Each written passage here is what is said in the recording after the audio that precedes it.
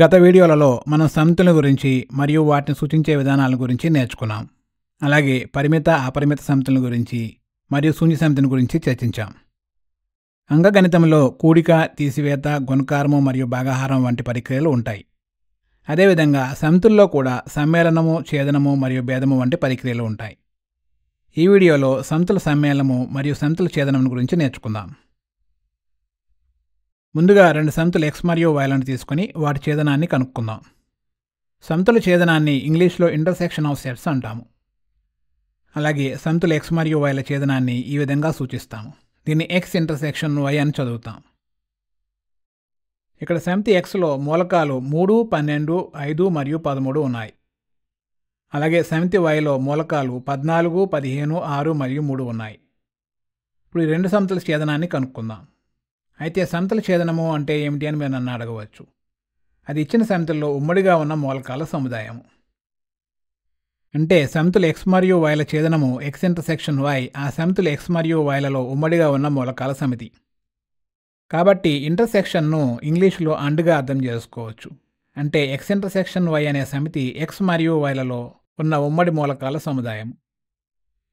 ఇప్పుడు మనం ఇక్కడ తీసుకున్న సమితులు x మరియు yలలో ఉమ్మడిగా ఏ మూలకాలు ఉన్నాయో చూద్దాం. వీటిలో 3 మాత్రమే ఉమ్మడిగా ఉంది. కాబట్టి వాటి ఛేదనంలో ఒకే ఒక మూలకము 3 ఉంటుంది. దీని జాబితా రూపంలో ఈ విధంగా రాస్తాము. సమితి ప్రక్రియలను వెన్ చిత్రాలను ఉపయోగించి వివరిస్తే మరింత స్పష్టంగా అర్థమవుతుంది. కాబట్టి ఇప్పుడు సమితి xను సూచించడానికి ఒక సంవృత్త వక్రాన్ని ఈ విధంగా గీద్దాము. సాధారణంగా సమితిని సూచించడానికి వృత్తాలను ఉపయోగిస్తాము. ఇప్పుడు ఈ సమితిలోని మూలకాలను ఈ వృత్తంలో ఉంచుదాం. తరువాత సమితి yని సూచించడానికి మరొక వృత్తాన్ని గీద్దాం. అలాగే సమితి yలోని మూలకాలను ఆ వృత్తంలో ఉంచుతాం. ఇక్కడ చూస్తే ఈ రెండు వృత్తాలను ఒకదాన్ని మరొకటి ఖండించుకునే విధంగా గీసాము. కారణం ఏమిటి? ఎందుకంటే ఈ సమితుల్లో ఉమ్మడి మూలకము 3 ఉన్నది కాబట్టి. వెన్ చిత్రాల్లో ఉమ్మడిగా ఉన్నటువంటి ఈ ప్రాంతము సమితుల ఛేదనాన్ని సూచిస్తుంది. ఇవి మనము ఇంతకు మునుపు తీసుకున్న సమితులు x మరియు yలు. వాటిని వెన్ చిత్రాల్లో ఈ విధంగా వృత్తాలను ఉపయోగించి సూచించాము. ఇప్పుడు మనం సమితులు x మరియు yల యొక్క సమ్మేళనాన్ని కనుక్కుందాం. సమితుల సమ్మేళనాన్ని ఇంగ్లీష్లో యూనియన్ ఆఫ్ సెట్స్ అంటాము. అలాగే సమితులు x మరియు yల సమ్మేళనాన్ని ఈ విధంగా సూచిస్తాము. దీన్ని x యూనియన్ y అని చదువుతాం. అయితే సమితుల సమ్మేళనం అంటే ఏమిటి?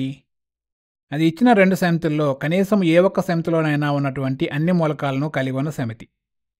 అంటే సమితులు x మరియు yల సమ్మేళనము x యూనియన్ y ఆ సమితులు x మరియు yలలో కనీసం ఒక్కదానిలోనైనా ఉన్నటువంటి మూలకాల సమితి. అంటే x యూనియన్ yను XRYగా అర్థం చేసుకోవచ్చు. వెన్ చిత్రంలో ఈ ప్రాంతం మొత్తము x యూనియన్ yను తెలియజేస్తుంది. ఇప్పుడు x యూనియన్ yలోని మూలకాలను రాద్దాం. సమితులను రాసేటప్పుడు మూలకాలను పునరావృతం చేయము. కాబట్టి ముందుగా ఉమ్మడి మూలకాలను ఒకసారి మాత్రమే రాస్తాము. ఈ రెండు సమితుల ఛేదనంలో ఉమ్మడిగా ఒకే ఒక మూలకము 3 ఉంది. కాబట్టి దాన్ని ముందుగా రాస్తాము.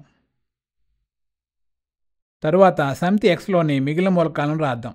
వాటిని రాసే క్రమానికి ప్రాముఖ్యత లేదు. ఆ తరువాత సమితి yలోని మిగిలిన మూలకాలను రాస్తాము. యథావిధిగా ఈ మూలకాలను కామాలతో వేరు చేస్తాము. ఈ విధంగా రెండు సమితుల సమ్మేళనాన్ని కనుగొనవచ్చు. ఇప్పటి వరకు రెండు సమితుల ఛేదనాన్ని అలాగే వాటి సమ్మేళనాన్ని కనుగొనడం నేర్చుకున్నాం. ఇప్పుడు మరొక జత సమితులను తీసుకుని వాటి ఛేదనము మరియు సమ్మేళనాన్ని కనుగొనడం అభ్యాసం చేద్దాం. మొదటి సమితి A. దీనిలోని మూలకాలు 11, 4, 12 మరియు 7. రెండవ సమితి B. దీనిలోని మూలకాలు 13, 4, 12, 10 మరియు 3. ఇప్పుడు సమితులు A మరియు Bల ఛేదనము A ఇంటర్సెక్షన్ B ఆ రెండు సమితుల్లో ఉన్న ఉమ్మడి మూలకాలను కలిగి ఉంటుంది. ఈ రెండు సమితుల్లో ఉమ్మడిగా ఉన్న మూలకాలు ఏమిటి? అవి 4 మరియు 12. కాబట్టి A ఇంటర్సెక్షన్ Bను ఈ విధంగా జాబితా రూపంలో రాస్తాం. ఇప్పుడు వెన్ చిత్రాలను ఉపయోగించి ఈ సమితుల ఛేదనాన్ని గుర్తిద్దాం. సమితి A కొరకు ఒక వృత్తాన్ని గీసి ఆ సమితిలోని మూలకాలను అందులో ఉంచుదాం. అలాగే సమితి B కొరకు మరొక వృత్తాన్ని గీసి ఆ సమితిలోని మూలకాలను ఆ వృత్తంలో ఉంచుతాం. ఈ వృత్తాలను పరిశీలిస్తే ఈ సమితిలోని ఉమ్మడి మూలకాలు 4 మరియు 12 వాటి ఉమ్మడి ప్రాంతంలో ఉన్నాయి. ఈ ఉమ్మడి ప్రాంతాన్ని ఈ విధంగా సూచిస్తాం. ఇప్పుడు సమితులు A మరియు Bల యొక్క సమ్మేళనాన్ని కూడా కనుగొందాం. ఇక్కడ సమితులు A మరియు Bలను వాటి వెనుచిత్రాలను చూడవచ్చు. సమితులు A మరియు Bల సమ్మేళనము A యూనియన్ B ఆ సమితులు A లేదా Bలలో ఉన్నటువంటి అన్ని మూలకాలు అంటే ఆ సమితుల్లో కనీసం ఒక్కదానిలోనైనా ఉన్నటువంటి మూలకాల సమితి. A యూనియన్ Bని రాయడానికి ముందుగా ఉమ్మడిగా ఉన్న మూలకాలు 4 మరియు 12లను రాస్తాము. తర్వాత సమితి Aలో మిగిలి ఉన్న మూలకాలు 11 మరియు 7లను రాస్తాము.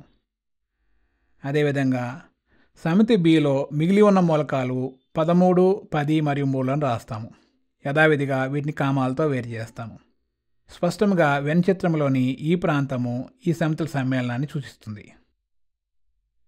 ఈ వీడియోలో మనం సమితుల పరిక్రియలు అయిన సమితుల సమ్మేళనము మరియు సమితుల ఛేదనాన్ని గురించి నేర్చుకున్నాం.